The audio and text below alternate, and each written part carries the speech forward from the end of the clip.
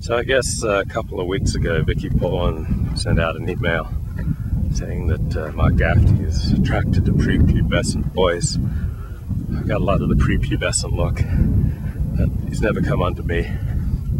So he's been a generous host, a great conversationalist, smart, witty guy, and has only behaved with complete integrity towards me. I have no expertise in how he's treated other people.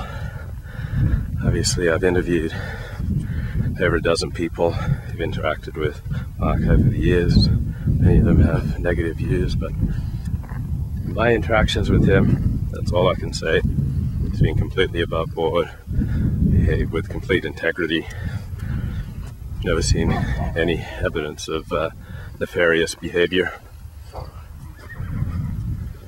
And great host, and I can understand better now why so many people are enthralled by his teaching.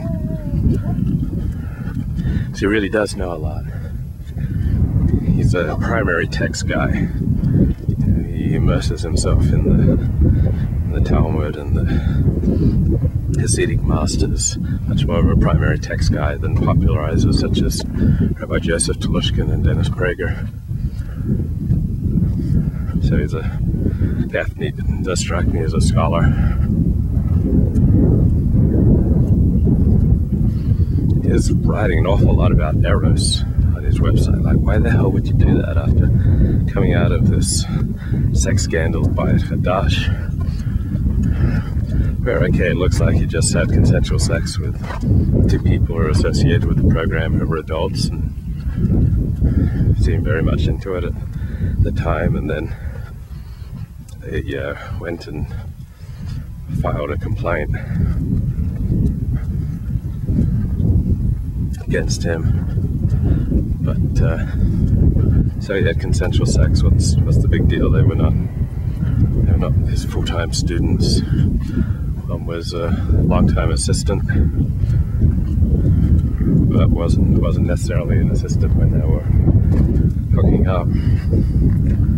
Another was occasionally studied with him, but you know what? I'm not defending Gafni. I'm not his prosecutor. I'm just trying to track his story as best I can. But there are a ton of teachers who've probably hooked up with their adult students. Or, like, what's your student if you come to a synagogue for a weekend and teach 3 classes and you hook up with someone there? Is that your student? Does that disqualify you from being a religious leader, a Torah teacher? I'm not sure. But a lot of rabbis have sexual sins like this in their past, and if we held them all to the standard of one sin, you're out. There's a different matter, I think, when you're dealing with underage girls. Still, I don't think 16 is a child. I don't think 15 is a child.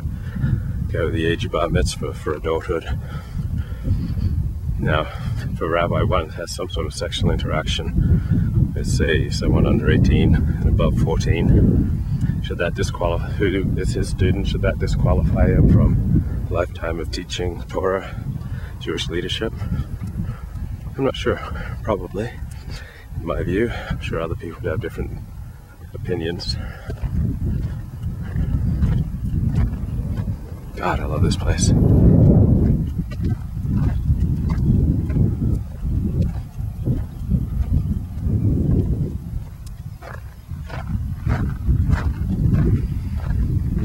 What's just so very striking is that the Gafni had the sex scandal in 2006 at Bayat Hadash.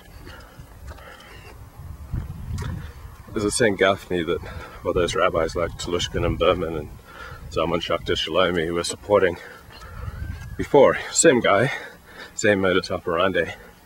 So cowardly that they cut and run from him then, without even bothering to investigate the facts of what happened at Bayat Hadash. In fact, if they stood by him up till then, they should have stood by him, investigated the facts, and stood by him after Bayat Hadash. if they felt like they were wrong all along, then in supporting Gafni, they should have come out and said, I was wrong all along, I made a grievous mistake, and here's where I went wrong. Said they were also cowardly, Berman and Telushkin. They just ran away, and they didn't really come to grips and grapple with what they'd done. But they were supporters of Gafni before Bayat Hadash.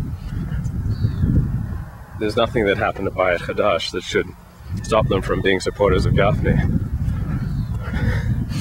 And he had consensual sex with 2 women who he was not using his power over as a teacher, or administrator, or employer. So those rabbis are just pathetic in this respect. I don't care if they're pro-Gafni or against Gafni, but to be pro-Gafni before Bayat Hadash and then anti-Gafni after Bayat Hadash without doing any investigation of the facts, it's just cowardly, running for cover. It's pathetic, and they don't get any respect. They should not get any respect on that score. Now, if they think that because of consensual sex with other adults, therefore he's disqualified from Jewish leadership and they were wrong all along, then they should have made a complete mea culpa, very public declaration that they were wrong, and told why they were wrong. But none of them did that either. They just slunk away. Slunk, disappear. Pathetic.